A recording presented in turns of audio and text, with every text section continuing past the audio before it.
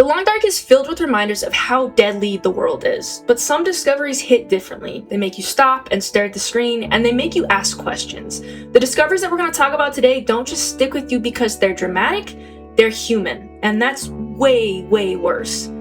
Let's get into it.